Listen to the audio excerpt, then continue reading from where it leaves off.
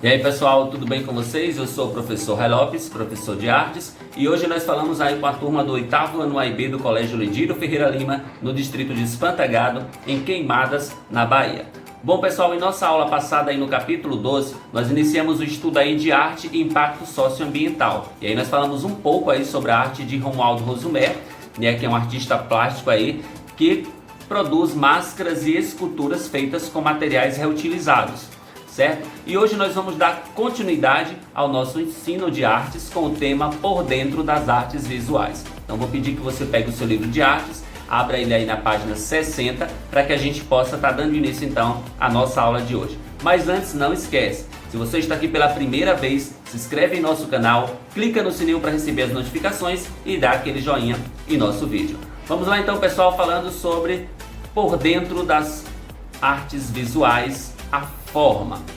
Bom, nas artes visuais, a forma ela torna a obra perceptível aos olhos e ao tato. Então a forma ela pode ser apresentada tanto no plano bidimensional, certo? Que são aí os desenhos, as pinturas, as fotografias, os vídeos, os filmes, como no plano tridimensional, né? Que são aí as esculturas, relevos, edifícios, entre outros. Bom, vocês têm duas imagens aí no livro de vocês, aí na página 60. Nós vamos retomar aqui essas duas imagens que vocês têm no livro, esses dois conceitos, certo? Bom, nessa primeira imagem nós temos aí uma pintura sobre tela, na qual vocês estão vendo aí uma imagem bidimensional. Professor, por que bidimensional? Porque ela tem apenas duas dimensões, a largura e a altura.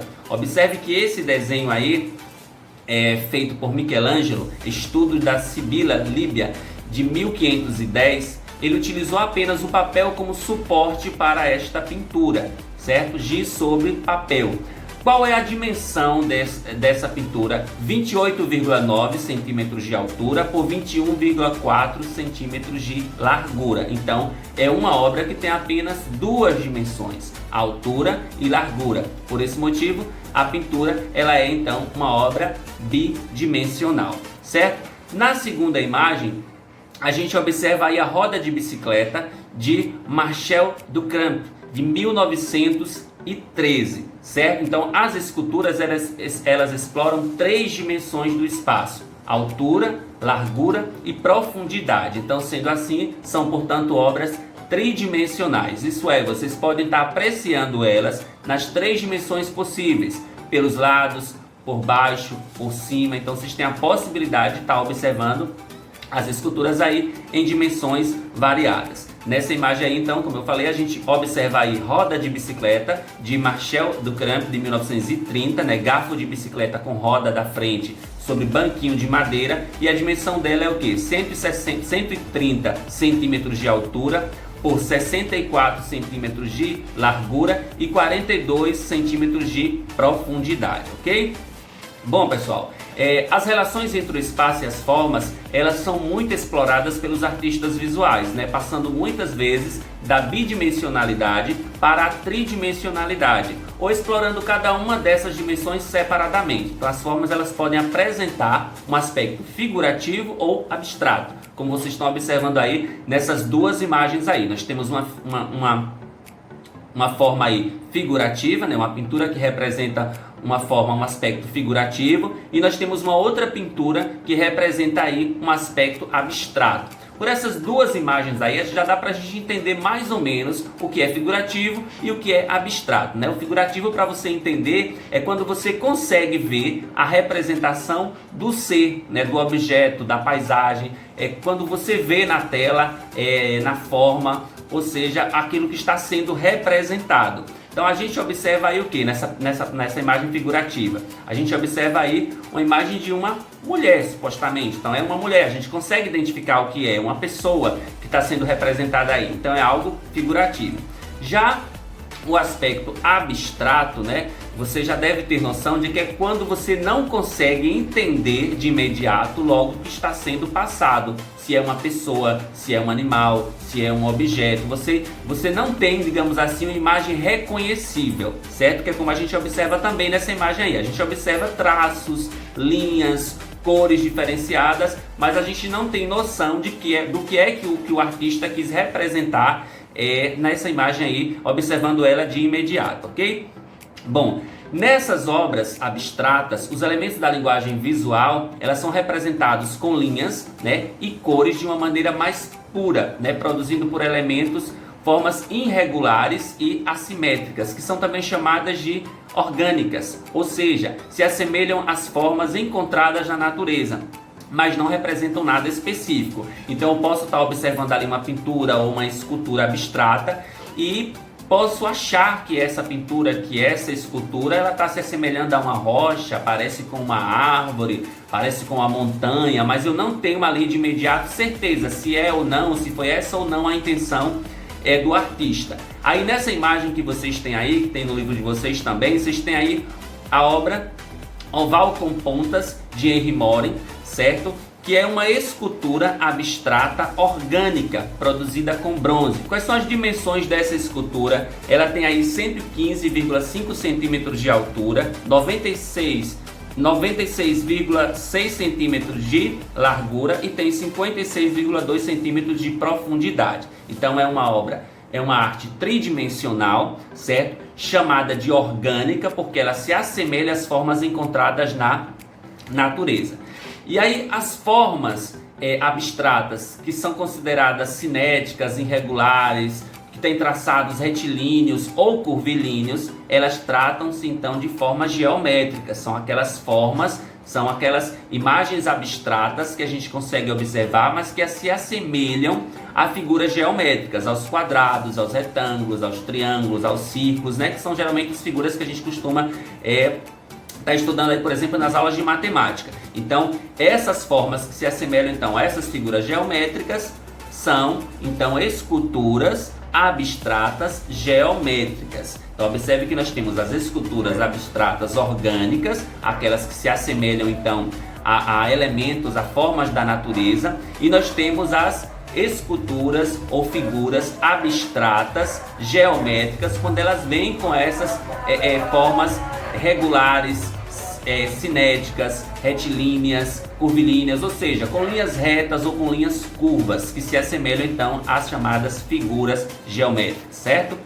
Aí nós temos aí duas imagens aí do artista Almícar de Castro, certo? E nas esculturas que ele trabalha, ele utiliza como material o aço bruto. Aí nós temos então aí escultura abstrata, geométrica, produzidas com aço bruto. E se vocês observarem nessas duas imagens, vocês vão perceber que elas têm linhas retas e linhas curvas, certo? Então elas apresentam traçados retilíneos e traçados curvilíneos. E se a gente observar também com atenção, a gente vai ver que elas têm formato de figuras geométricas. A primeira aí a gente percebe que tem formato de triângulo, e a segunda a gente já vê aí triângulos com círculos, ok?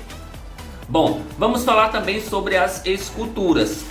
Desde a pré-história, que os seres humanos eles criaram esculturas utilizando técnicas e materiais variados. Muitas dessas obras se mantêm até hoje, nos dias atuais. Algumas moldadas em argila, outras esculpidas em blocos de pedra ou entalhadas em madeiras, e ainda aquelas feitas com moldes que dão formas aí a metais derretidos, como o bronze ou a prata, por exemplo, por meio de técnicas de fundição. Nós vamos ver aqui algumas imagens que vocês têm aí no livro de vocês, para tentar identificar qual é o material que é utilizado nessas esculturas e que técnica foi utilizada para a sua produção, ok? A primeira delas aí é o Pensador, de Augusto Rodin, de 1904. É uma escultura aí produzida em bronze, certo? As dimensões dela aí é 189 centímetros de altura por 94 centímetros de largura e 140 centímetros de profundidade. A técnica utilizada aí foi a técnica de fundição de metal, Essa é uma das esculturas mais conhecidas da história da arte ocidental, sem dúvida, O Pensador aí do artista francês Auguste Rodin. Na época, Rodin ele foi incumbido de fazer um grande portal com 180 personagens esculpidos em bronze, a chamada aí Porta do Inferno, que iria fazer parte aí do acervo do Museu de Arte Decorativa em Paris, na França. Nesse trabalho aí, um dos elementos é a escultura, né, que hoje nós conhecemos como o Pensador, que se destaca aí na parte superior da composição dessa obra. A Porta do Inferno exibe aí como tema a Divina Comédia, né, do escritor italiano aí Dante Alighieri. O conjunto da obra ele foi produzido aí entre os anos de 1880 e 1917, levando aproximadamente aí 37 anos para ser finalizada toda a obra. Alguns especuladores acreditam que o homem que está sendo retratado aí nessa escultura seja a representação de Dante Alighieri, né? Entretanto, existem também aqueles que acreditam que essa figura seja a figura de Adão, pensando sobre suas atitudes, ou até mesmo do próprio artista aí, Augusto Rodin. Bom, a segunda imagem que a gente observa é a Ceia de Antônio Francisco Lisboa, né? Conhecido como Aleijadinho, um conjunto de esculturas feita em madeira, que representa aí a última ceia de Jesus Cristo com seus apóstolos. A técnica utilizada aí é o entalhe de madeira. Então, um conjunto formado aí por aproximadamente 13 peças, né? Jesus Cristo e os 12 apóstolos. E todos os objetos que vocês veem na cena aí são produzidos com madeira. A técnica utilizada aí é o entalhe em madeira, né? Aleijadinho é o apelido aí do mineiro Antônio Francisco Lisboa. E os estudos sobre a vida desse artista ainda não são muito bem conclusivos, né? Inclusive há alguns historiadores que questionam a existência de Aleijadinho. Segundo algumas fontes, Aleijadinho ele foi escultor, foi entalhador, foi arquiteto e carpinteiro. E com aproximadamente 42 anos de idade, ele foi diagnosticado com uma doença grave, né? E ficou deformado, sem poder andar, e por esse motivo aí, ele recebeu aí o apelido de Aleijadinho. A outra imagem que a gente observa é Laoconte e seus filhos, escultura grega, descoberta aí no ano de 1506. De que material ela é produzida? De mármore branco. Qual as suas dimensões? 108 centímetros de altura, 166 centímetros de largura e 112 centímetros de profundidade. A técnica utilizada aí é uma técnica escultura em pedra, ok? Bom, essa estátua aí, ela faz parte do grupo Laoconte, né, também conhecida como Laoconte e seus filhos. É uma das mais famosas esculturas antigas, desde que foi escavada em Roma em 1506 e colocada em exibição pública no Vaticano, onde permanece até hoje. Essa estátua ela representa Laoconte e seus filhos, Antífates e Timbreu, né, sendo estrangulados por duas serpentes marinhas. Uma lenda aí da Guerra de Troia, também relatada em Herenida, de Virgílio. Laoconte, então, um sacerdote de Apolo, teria irritado os deuses, segundo a lenda, por ter se casado e ter filhos, ou por ter, de certa forma, arremessado uma lança contra o cavalo de Troia. Em vingança, o próprio Apolo teria, então, enviado os répteis, aí nesse caso dessa escultura aí, as serpentes, para matar os seus filhos, e Laoconte acabou morto tentando salvá-los. Essa é a história aí dessa estátua aí, que é uma das mais famosas esculturas antigas aí, escavadas em Roma em 1506.